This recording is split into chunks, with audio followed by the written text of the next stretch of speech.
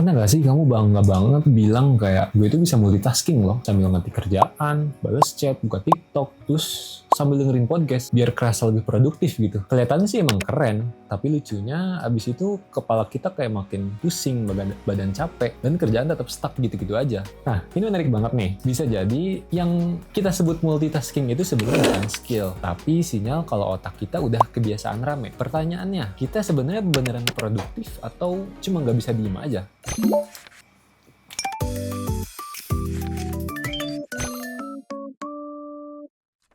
Nah, sekarang coba cek rutinitas kamu. Buka laptop, niatnya ngerjain satu tugas, tapi baru 5 menit, ada notif masuk, kamu jawab, terus kepikiran hal lain. Buka tab baru, lalu inget harus balas email, pindah lagi. Belum lagi kebiasaan, sekalian scroll, yang ujungnya 20 menit, 30 menit, dan menghilang.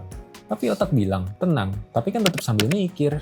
Padahal secara tidak sadar kita lagi micro switch tiap beberapa menit. Tanda-tandanya sering banget, susah fokus, gampang terdistraksi, mulai banyak hal yang jarang selesai, dan anehnya pas lagi sibuk kita ngerasa kuat, tapi begitu berhenti sebentar malah kayak kosong dan gelisah gitu. Oke, kalau misalkan kamu relate, kita bakal masuk ke bagian yang lebih menarik lagi. Jujur aja nih ya, otak kita tuh nggak multitasking untuk hal-hal yang butuh mikir. Yang terjadi biasanya switching. Jadi bukan ngerjain dua hal barengan, tapi pindah jalur super cepat dari ngetik ke chat, ke video, balik lagi ke ngetik. Masalahnya, tiap pindah jalur itu ada biayanya. Kayak kamu harus loading ulang tiap balik ke tugas awal, makanya dari situ kamu ngerasa lebih capek.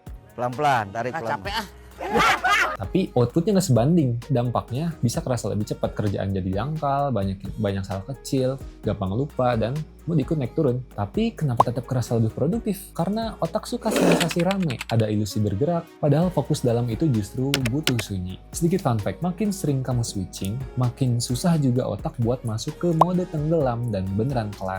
Terus kenapa kita doyan banget buat bikin otak kita rame? Multitasking itu kayak kamu buat 30 tab di satu browser yang sama. Tab tugas, tab chat, tab Google. Cara jadi konsisten, tab video, tab belanja, tab overthinking. Tadi gue jawabnya aneh gak ya? Terus kamu berharap laptopnya bakal ngebut gitu. Oh tidak, yang ada malah nge-lag, kipas bunyi, panas, kadang nge-freeze. Nah, sama dengan otak kita. Setiap tab itu nyedot RAM mental, akhirnya yang kerasa di badan itu tegang di bahu, napas pendek, kepala berat, tapi kita tetap nahan karena rasanya kalau semuanya kebuka, gue pegang kendali. Padahal itu bukan kendali, tapi justru itu kebanjiran stimulus, dan makin ramai di kepala, makin susah kita dengar. Sebenarnya kita lebih butuh apa sih? Nah, kalau kita lihat lebih dalam, seringnya ini bukan soal skill, ini justru soal rasa. Kadang tanpa sadar, keheningan itu justru kita ketemu suara yang selama ini kita tutup-tutupin. Suara cemas soal masa depan, suara soal takut gagal, suara rasa takut bersalah karena ada yang belum selesai, bahkan suara sedih yang nggak sempat diproses. Jadi kita lebih milih sibuk.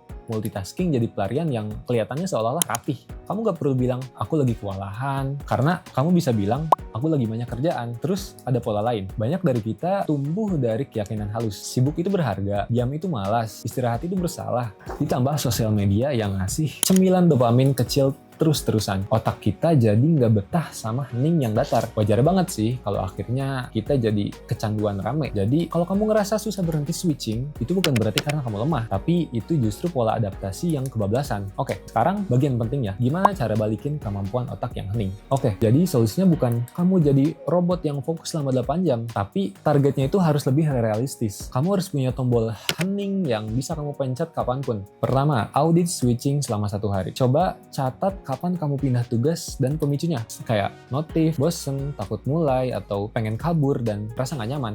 Kedua, bikin zona satu tugas 20 menit, satu layar, satu tujuan. Kalau tugasnya gede, pecah jadi beberapa versi mini. Contohnya misalkan, nulis 1 paragraf pembuka, bukan selesaiin skripsi. Oke, selanjutnya, ketiga, latihan micro hening 2-5 menit. Coba kamu duduk tanpa input, nggak perlu meditasi yang ribet, napas, rasain badan, dan bilang, oke, aku aman.